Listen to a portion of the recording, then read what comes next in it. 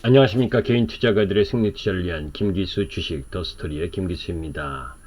자, 오늘 이 연휴 마지막 시장이었죠. 그래도 코스닥은 양봉을 냈고 거래소는 음봉이긴 해도 그래도 양시장 다 연휴를 앞둔 날임에도 불구하고 플러스 마감을 했습니다.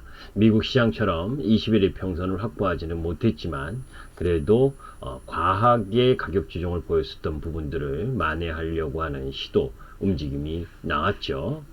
자, 일단 내일부터 시작되는 5일간의 연휴 기간 동안 우리 회원님들을 비롯해서 시청자분들 모두 뜻깊은 명절 추석이 되시길 바라고 또 조상님께도 인사드리는 시간을 가졌으면 합니다.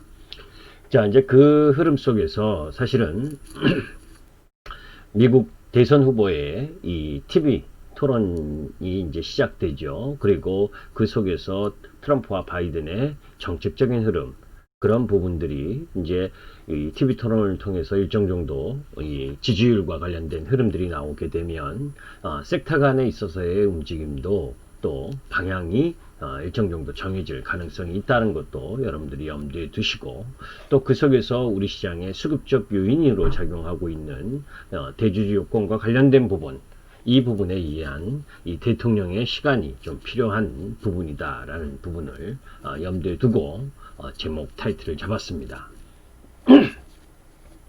자, 이제 글로벌 증시 부분에 있어서 연휴 이후의 시장 방향성, 뭐 말도 많고 탈도 많았죠. 그런데 실질적으로 보게 되면 여러분들 뭐 이 영업일수로는 3일이고 또 중화권 뭐 중국이나 또 이 홍콩 이쪽도 이 내일 모레부터는 또 이 시장이죠. 그런 부분들을 바라보게 되면 뭐 우리가 특별하게 혹시나 우리 시장이 쉬는 동안 추석 연휴 시장 동안 이 미국 시장이 급락이나 급등 뭐 이런 부분에 대한 우려가 있을 수 있겠지만 뭐 그런 부분들은 오히려 노출된 부분이기 때문에 별 특별한 사안 없이 지날 수도 있다는 것도 여러분들이 이해를 했으면 좋겠어요. 제가 이런 부분들을 이야기할 때 항상 이야기하는 게 있습니다. 어떤 호재나 악재 이 부분들이 주가에 반영되지 않은 상태에서 나온다면 그것은 시장에 엄청난 충격과 또 좋은 흐름을 가져갈 수 있지만, 그 호재와 악재가 이미 주가에 일정 정도 반영이 되었다면 실질적인 부분에 있어서의 그 영향력은 작을 수 있다는 것도 여러분들이 염두에 두셨으면 좋겠습니다. 자, 글로벌 증시 변동성 확대의 원인이 성장주에 대한 가격 변수의 급등락으로 인해서 투자 심리와 수급 변화, 이런 점 부분이 중요했죠. 그죠? 그렇게 가격을 하락을 했고, 이런 부분이기 때문에 그런 투자 심리와 수급 변화, 이 부분이 뒤따라 줘야 시장이 상승할 수 있는 흐름을 갖고 갈 수 있을 거 아닙니까? 그죠? 그런 부분을 보게 되면 미국 대선 TV 토론 또한 중요하고, 또 대주주 요건 강화 관련된 이 어떤 개선안, 시행령을 좀 변경하는 안, 이런 부분들이 나올 수 있느냐가 추석 연휴 이후에 흐름을 좀 장악할 가능성이 높다라는 관점입니다.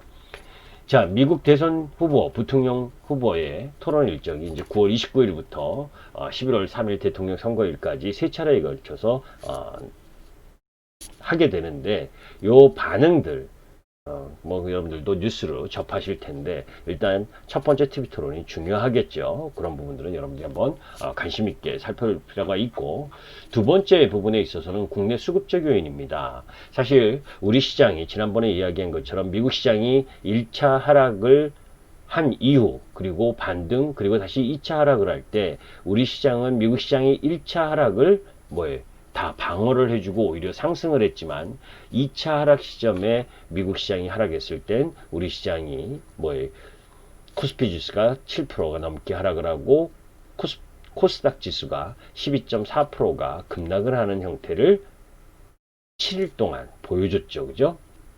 거기에 연휴 앞둔 흐름이라는 거, 그리고 이 대주주 요건 강화와 관련된 부분, 이런 수급의 악재 부분들이 자리 잡았었던 부분입니다. 자, 그런데 우리가 곰곰이 생각해 보면 종합주가지수가 급락을 해서 코로나 때문에 영향을 미쳤을 때 우리의 동학개미들, 개인 투자가들이 시장에 진입하면서 37조 가량을 지금껏 매수를 해줬죠. 그런데 그 부분이 대주주 요건 강화에 관련된 부분, 그러니까 12월 말이면 단박에 이제 12월 말일 날 매도하는 경우는 거의 이제 좀 드물잖아요. 그죠? 그 이전부터 줄어들게 되는데 그 대주주 요건 강화 관련된 부분은 제가 지난번 부분에서도 여러분들께 이야기를 했지만 이 부분 뭡니까? 이 코스피는 그죠? 코스피는 1% 보유에 3억 이상, 그죠? 3억 이상 주식을 보유하고 있으면 양도세 과세 부과 기준이 되고, 그리고 코스닥은 지분이 2%이면서 3억 원, 그죠? 그러니까 3억 원을 보유하고 있으면 그죠? 이 양도세 부과 대상에 속하는 부분이 되기 때문에 그것이 작년에는 6천 명 정도였었는데 올해는 6만여 명 정도 될 거고, 그것으로 인해서 양도세를 회피하기 위한 물량이 10조 가량 될 수 있다라는 그런 뉴스로 인해서 투자 심리가 급냉하는 그런 흐름을 보였거든요. 자, 문재인 대통령이 7월 17일 날 정부에 이런 이야기를 했었죠. 개인 투자자에 대한 응원을 당부하면서 세수 감소를 감수하더라도 소액 투자자들의 의욕을 살려야 한다고 말했습니다. 자, 이제 이 3억 이하가 3억이 소액 주주냐 아니냐, 이 부분은 두 번째 논란이고, 실질적으로 할아버지 할머니 그리고 뭐예요, 아들 딸 손녀 손자 며느리 다 체크해 봐야 돼요. 여러분들 혼자 개인이 사신 한 종목의 3억이 아니고, 그죠? 직계 좀비속 전부 다를 합쳐서입니다. 그죠? 그러면 행여나 제가 TV 방송을 통해서도 농담으로 이야기했지만 양아들이나 별거 중인 와이프 계좌도 체크해 봐야 되는 거잖아요. 그죠? 법적으로 이혼을 하지 않은 거라면, 그죠? 이게 무슨 연자제입니까? 주식연자제죠. 주식연자제. 그죠? 이 부분에 대해서 시행령을 고쳐야 된다. 그리고 저는 개인적으로 그 부분, 부동산에 자금이 몰려서 그 부동산이 급등하는 걸 어떻게 하든 이 자금의 물꼬를 주식시장으로 좀 완화시키려고 했던 부분도 있고, 그런 가운데 그린 뉴딜 정책이니 뭐니, 그린 뉴딜 지수 펀드를 만드니 뭐니 하면서 주식시장으로 개인 투자가들을 계속해서 유입시켰잖아요. 그런 가운데에서 이 대주주 요건 강화와 관련된 일정 정도의 이 개정 시행령을 좀 바꾸는 흐름들이, 완화하는 흐름이 진행되지 않는다면 그것은 저는 반칙이라고 생각합니다. 그죠? 이 어려운 장에 여러분들 보시면 아시겠지만 개인들이 37조를 매수하는 와중에 국민연금을 비롯해서 기관님들께서 얼마나 많이 매도를 했습니까? 그죠? 외국인을 비롯해서 그것을 받아낸 개인들에게 이 주시장이 또 한 번 무너진다면 저는 그건 주식을 하는 여러분들에게도 마찬가지지만 또 이 정부 정책 부분에 있어서도 상당히 안 좋은 결과를 초래할 가능성이 있다라고 보고 있기 때문에 오히려 추석 민심 그리고 이런 민심을 돌리는 과정 흐름 속에서도 이런 대주주 요건을 완화하는 흐름들이 일정 정도 나올 가능성이 높다라고 하는 부분입니다. 주식시장은 주식만으로 움직이는 것이 아니라, 그죠? 경제만으로 움직이는 것이 아니라 정치, 경제, 사회, 문화 모든 것을 종합한 흐름입니다. 그래서 자본시장의 꽃이라고 하는 거예요. 모든 것들, 그죠? 모든 것들을 반영을 하기 때문에 공매도도 6개월을 연장을 했잖아요. 그죠? 제가 공매도와 관련된 부분에 있어서 이야기할 때도 공매도가 자율, 순기능도 한다. 네, 맞아요. 그런데 그건 공정한 경쟁의 룰을 갖고 있을 때. 그죠? 그런데 그 공정한 경쟁의 룰을 가지지 않는 흐름, 그 부분을 시행을 한다는 건 안 되는 거죠. 그 법 개정이 먼저 이루어져야 되는 거예요. 무차익 공매도를 허락하고 그런 부분들을 제대로 밝혀내지도 못하면서 그거를 다시 제기하면 안 된다고 제가 열을 냈었던 것처럼 그때도 분명히 그 타이밍이 왔다라는 이야기를 했었습니다. 그죠? 공매도 연장될 가능성이 높다라는 이번에도 저는 개인적으로 이렇게 생각합니다. 대주주 요건이 완화될 가능성이 높다. 그죠? 그렇다면 시장은 항상 투자 심리가 좋으면, 그죠? 주가가 올라가게 되고, 투자 심리가 냉각이 되면 지지부진한 흐름을 갖게 되는 거예요. 그런 흐름 맥락을 봤을 때 추석 이후에 국내 수급 쪽 부분에 있어서의 그 부담을 완화시켜 줄 수 있는 대통령의 시간이 필요로 하다라는 부분을 이야기하는 겁니다. 자, 경기 민감주냐 뭐 이런 부분들 크게 의미 없다. 그죠? 매번 제가 이야기하지만 여러분들 경제 좋아졌나요?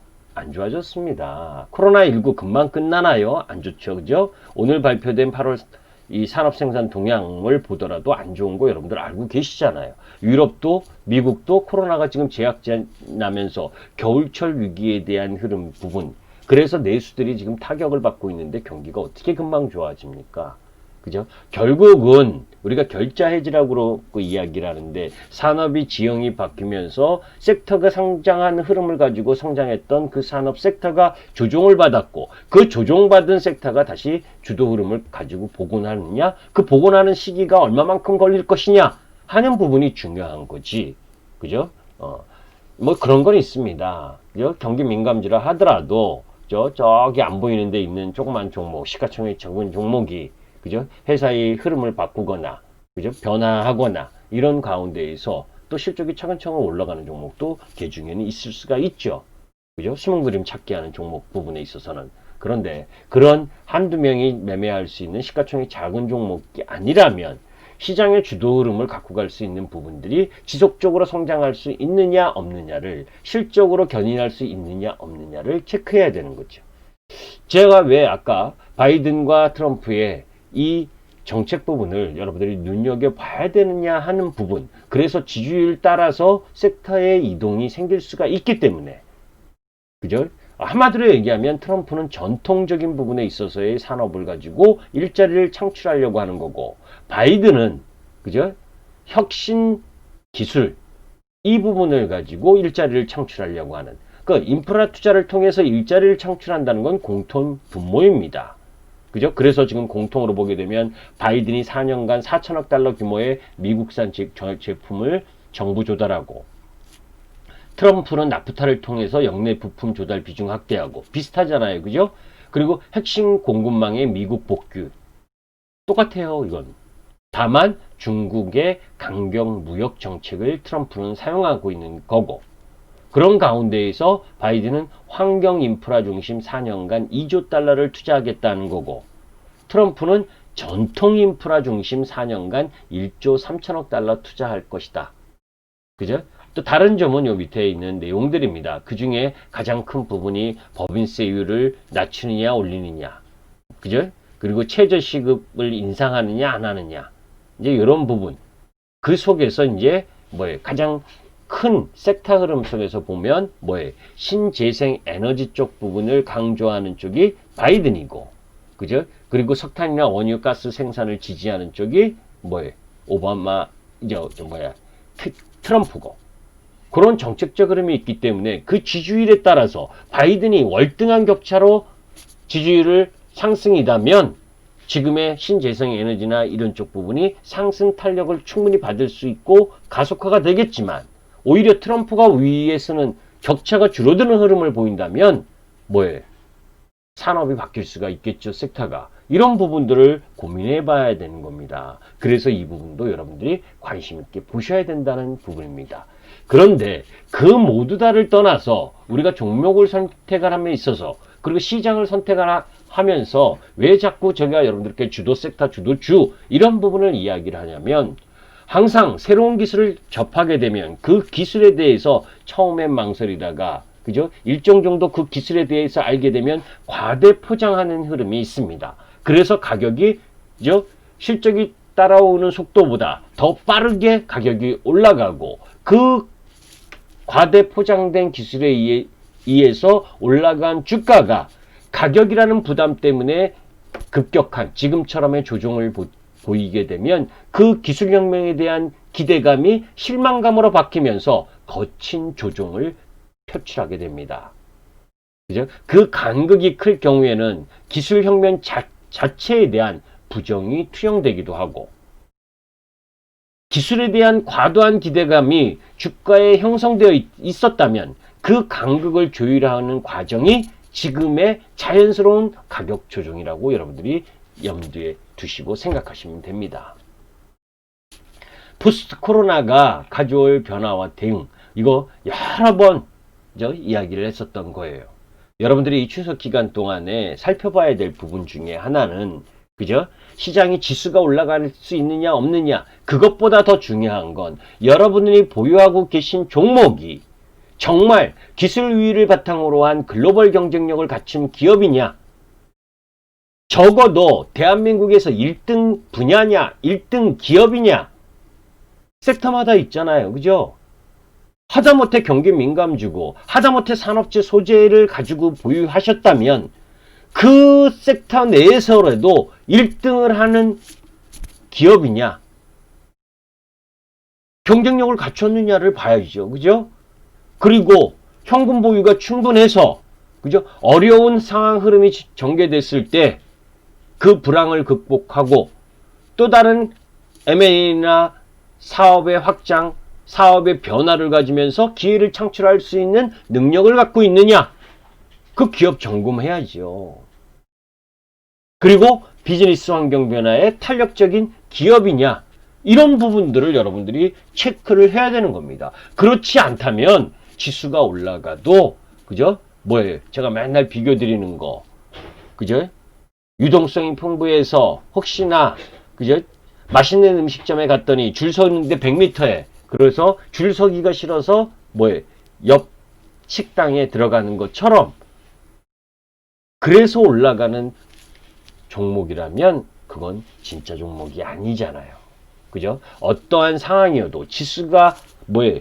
급격한 조정의 흐름이 아니라면 꾸준하게 매출 성장과 영업 이익의 성장을 가져올 수 있는 종목, 그런 부분들을 여러분들이 뭐예요? 보유하고 있는 종목이 해당되는지 안 되는지를 점검해야 될 필요가 있습니다. 파괴적 혁신의 3단계를 이야기하면서 주가 반응이 가장 격렬한 시기는 마지막 3단계라는 이야기를 했죠. 저는 제가 여러분들에게 성장의 주라고 이야기하는 섹터 종목 부분들을 바라보게 되면 지금은 2단계 정도에 와 있다. 그죠? 오히려 마지막 3단계의 가장 격렬한 시기를 준비하는 지금 과정이다라는 쪽으로 해석을 합니다. 파괴적 혁신이 뭐냐?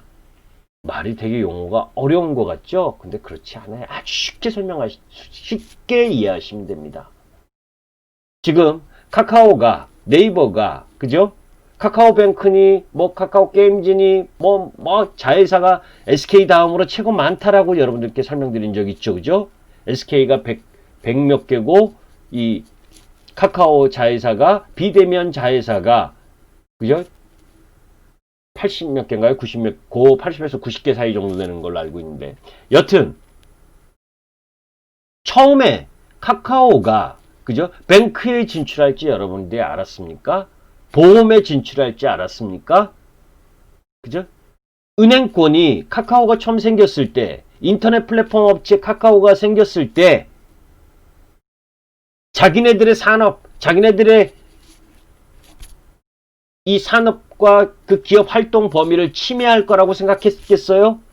그렇지 않거든요. 그러니까 나약한 생각을, 안이한 생각을 하고 있었던 겁니다. 그런데 플랫폼을 갖고 있으면서 그 속에서 카카오뱅크를 진출하고 게임을 진출하고 그리고 보험을 진출하고 무수히 많은 자회사를 침입하면서 엔터테인먼트 회사도 갖고 있잖아요. 그죠?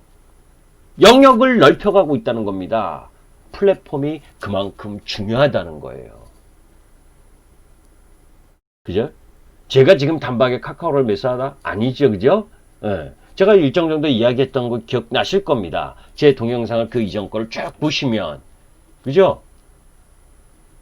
카카오 게임즈가 상장하면서 카카오가 너무 불이 붙었다. 그렇기 때문에 일정 정도 거기서 매도하고 다시 봐야 된다. 이런 이야기도 여러분들께 해드렸었던 적이 있잖아요. 그죠? SK바이오팜즈가 상장할 때 그 이전에 그죠? SK가 막 올라왔을 때 그때 매도해야 된다고 이야기했었던 것처럼 그러나 카카오는 조금 틀리다. 왜? SK는 SK바이오팜 상장하고 나서 그 자회사들이 상장하려면 아직 시간이 상당히 소요되지만 카카오는 엄청나게 많은 자회사가 다 상장 대기하고 있다는 겁니다. 왜?